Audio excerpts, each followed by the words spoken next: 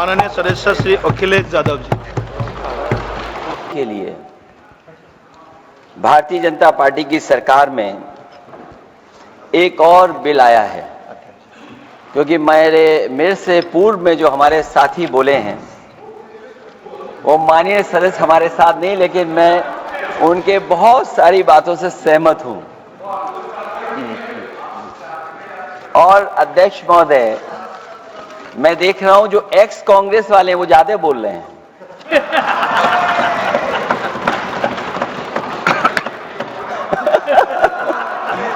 आदरणीय अध्यक्ष महोदय,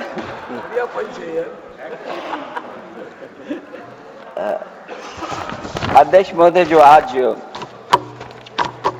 बिल पेश हुआ है,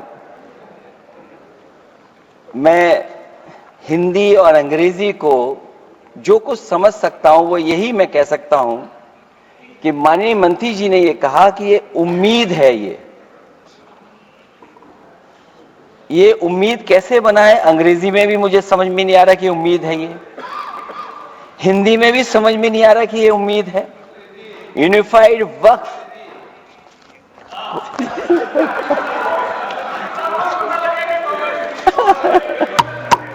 अध्यक्ष महोदय, यूनिफाइड वक्फ मैनेजमेंट,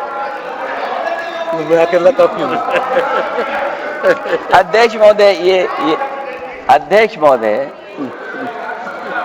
मैं समझ सकता हूं कि मैं वो बात छेड़ना नहीं चाहता था, लेकिन क्या करूं, मजबूरी है अब। अध्यक्ष महोदय, अभी माननीय सदस्य लोग ये कह रहे हैं कि हमारे सदस्य नहीं है यहां पर जो हमारे साथी हैं, लेकिन अध्यक्ष महोदय मैं ये कहना चाहता हूं, अध्यक्ष महोदय मैं ये कहना चाहता हूं, ये जो बिल लाया जा रहा है, भारतीय जनता पार्टी में एक मुकाबला चल रहा है। भारतीय जनता पार्टी के अंदर मुकाबला चल रहा है कि खराब हिंदू कौन बड़ा है। और ये बात अध्यक्ष महोदय मैं ऐसे ही नहीं कह रहा हूं। जो पार्टी ये कहती हो कि दुनिया की सबसे बड़ी पार्टी है, अध्यक्ष महोदय वो अपना राष्ट्रीय अध्यक्ष नहीं चुन पाए अभी तक। अध्यक्ष महोदय,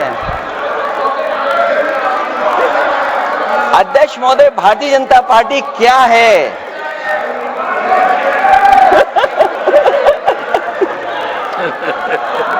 जी, मैं अखिलेश जी ने बहुत हंसते हंसते कहा है, इसको हंसते हंसते जवाब देना।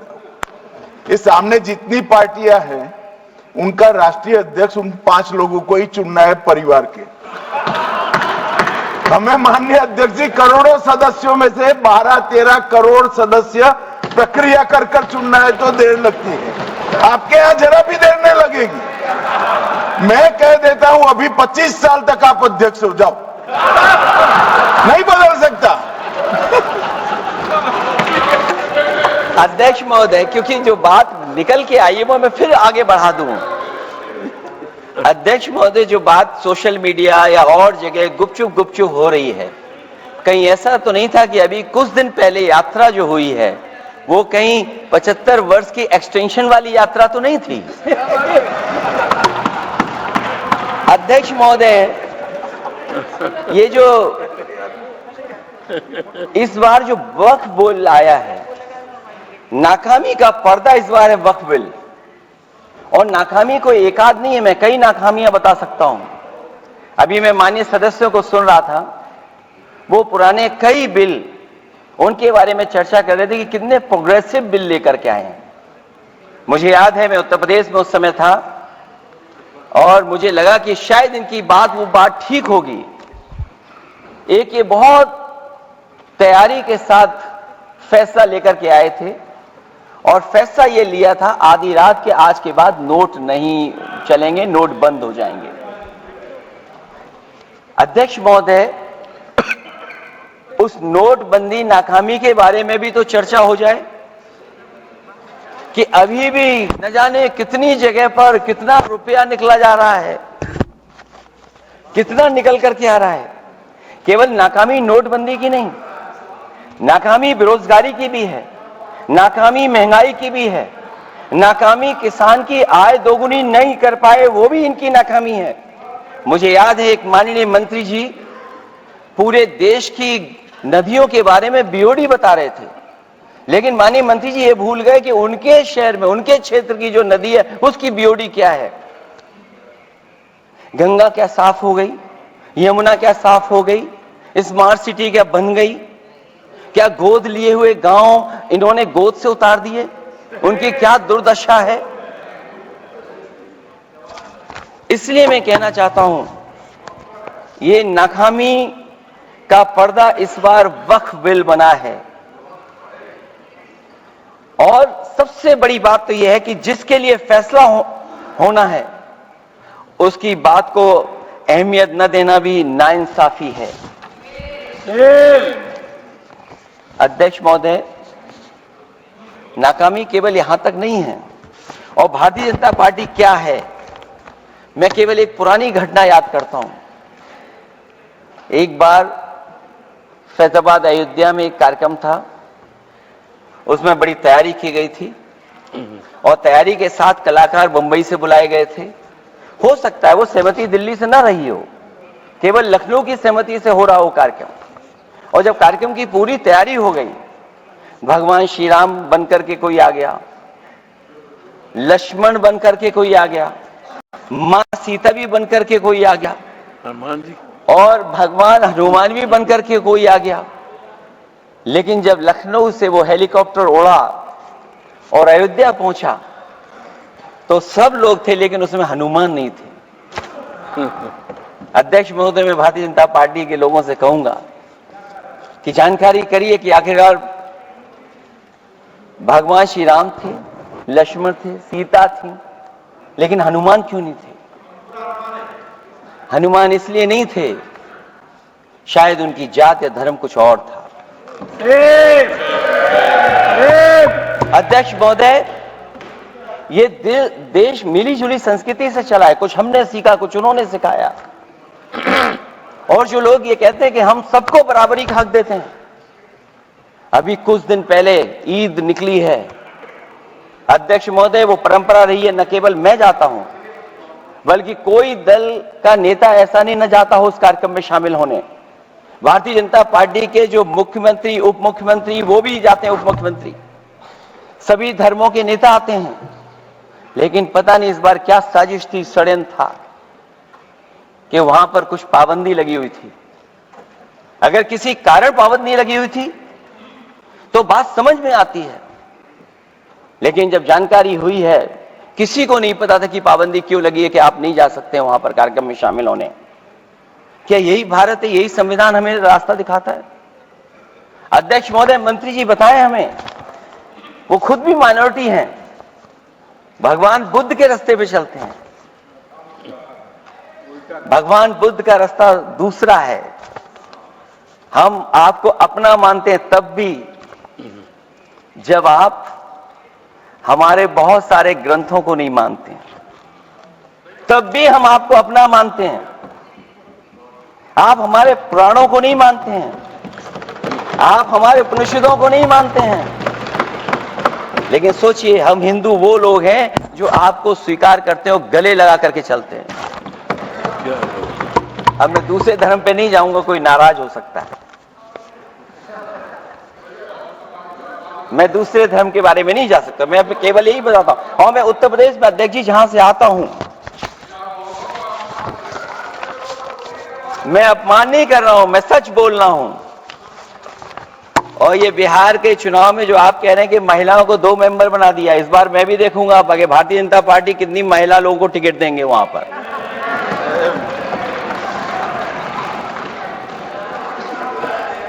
अध्यक्ष महोदय, भाजपा जब भी कोई नया बिल लाती है तो वो अपनी नाकामी छुपाती है।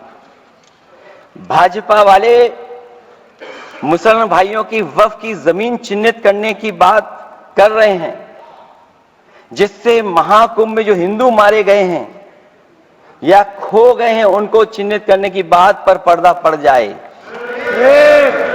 अध्यक्ष महोदय, मुझे खुशी इस बात की कि हमारा धर्म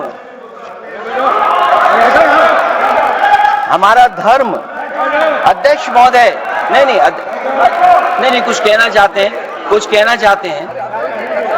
नहीं प्लीज, उनको अलाउ नहीं किया। अध्यक्ष महोदय, कुंभ में आस्था सबकी है, कोई ऐसा नहीं जिसकी आस्था ना हो। और कुंभ कोई पहली बार नहीं हो रहा था। ये भारतीय जनता पार्टी के लोगों ने ऐसा प्रचार किया कि 144 वर्षों के बाद पहली बार महाकुंभ होने जा रहा है, और लोग निकल पड़े। सरकार ने कहा कि हमारी तैयारी 100 करोड़ की है।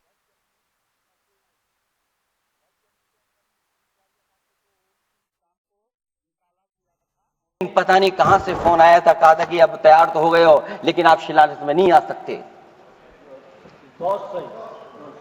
इसलिए बात को इधर से उधर नहीं में ले जाना चाहता। अखिलेश जी जरा वक्त पे भी आ जाओ। अच्छा, वक्त पे आ रहा हूं। नहीं, वक्त पे अध्यक्ष इसलिए आ रहा हूं क्योंकि वक्त समझने के लिए भारतीय जनता पार्टी की सोच क्या है। और ये अध्यक्ष महोदय जब ये कह रहे हैं कि इससे कारोबार होगा, अध्यक्ष महोदय, धर्म की चीजों से कारोबार नहीं हो सकता। हमारे उत्तर प्रदेश के मुख्यमंत्री जी ने भी कहा कि कारोबार होगा। वो 30 की गिनती में उलझे हुए हैं, जैसे 30 मार खाए वो। उनसे पूछा कि जान कितनी गई, वो 30। उनसे पूछा कि कारोबार कितने का होगा, 30 गुणा 10,000 करोड़। सोचिए, कुंभ हमारा क्या कारोबार की जगह है? और फिर उसका कौन नापेगा, कैसे नालाएगा? और फिर हमारे माननीय मंत्री जी कह रहे हैं कि जमीन, चाहे वो रेलवे की हो, चाहे वो डिफेंस की हो, वो भारत की जमीन है। मैं भी स्वीकार करता हूं कि रेलवे की जमीन भी भारत की है, डिफेंस की भी जमीन भारत की है। क्या डिफेंस की जमीन नहीं बेची जा रही मंत्री जी? अध्यक्ष महोदय, क्या रेलवे की जमीनें नहीं बेची जा रही हैं? अध्यक्ष महोदय, केवल यहां तक नहीं, कितना हस्तक्षेप होता है।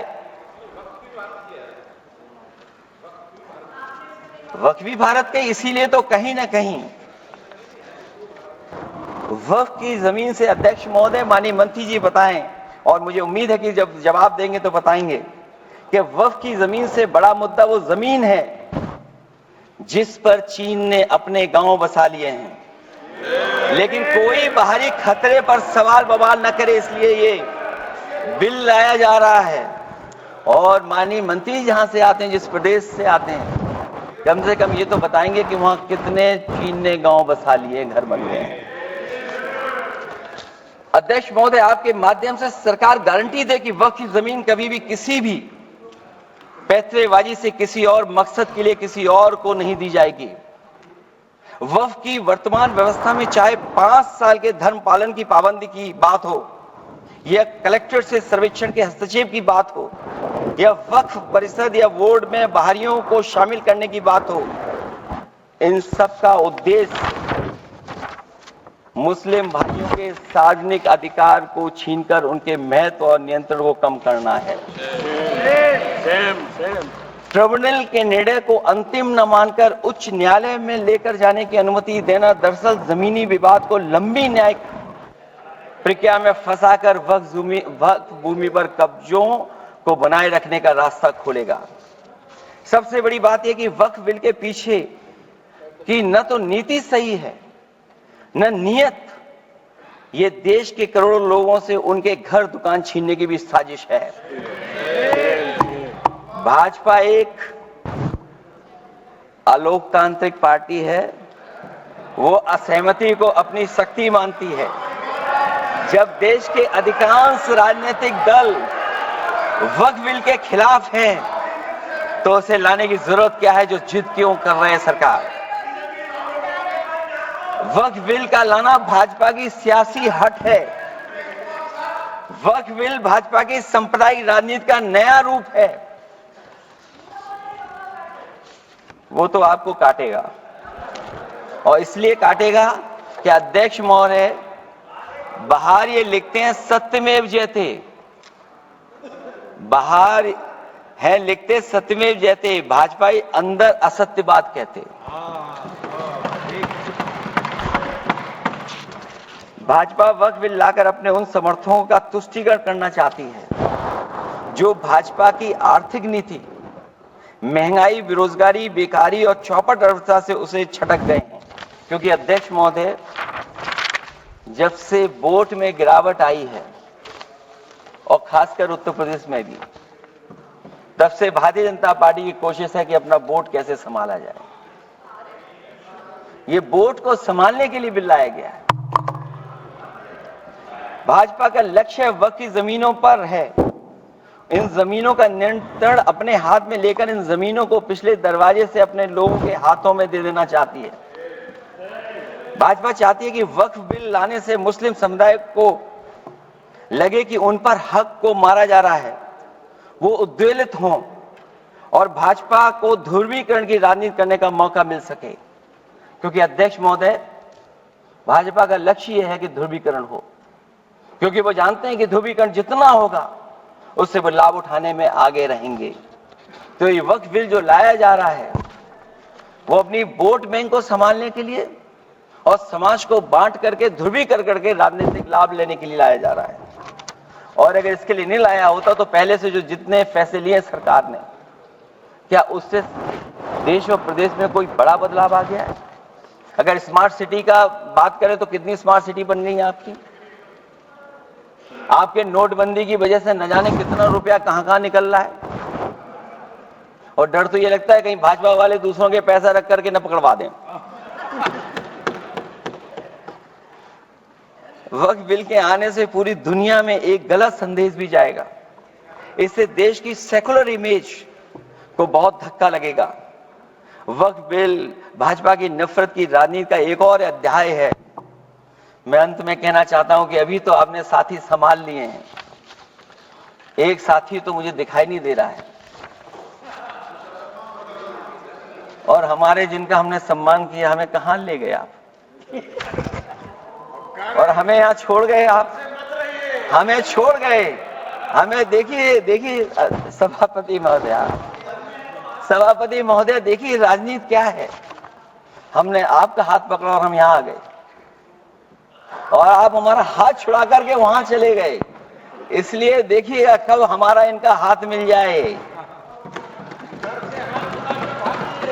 और मैं अध्यक्ष सभापति महोदय ये कहना चाहता हूं कि वक्फ बिल भाजपा के लिए वाटरलू साबित होगा। क्योंकि ऊपर से तो हाँ हाँ कह रहे हैं, लेकिन अंदर ही अंदर बहुत। इतना ही कहना चाहता हूं कि ये वक्फ बिल जो लेकर के आए हैं, कोई उम्मीद लेकर के नहीं आ रहा है। ये सोची समझी रणनीति का हिस्सा है। क्योंकि इनका जो बोर्ड बिखर गया है, ये मुस्लिम में भी बंटवारा चाहते हैं। मुस्लिम इस्लाम धर्म में कहीं बंटवारा नजर नहीं आता है, लेकिन इनकी कोशिश है कि इस बिल के माध्यम से हम मुस्लिम भाईचारा में भी बंटवारा करते हैं। बंटवारा तो पीडीए करेगा। अभी देखिएगा सभापति महोदय, हमारे एक सदस्य कह रहे थे कि चुनाव बहुत अच्छा होता है। इनसे बेहतर किसने चुनाव देखा होगा? चलिए धन्यवाद। वोट ही नहीं डालने दिया। सभापति महोदय, मैं धन्यवाद देता हूं। मैं और अपने दल और साथियों के साथ कहता हूं कि समाजवादी पार्टी बिल का विरोध करती है। वोट पड़ेगा तो हम इसके खिलाफ वोट डालने जा रहे हैं।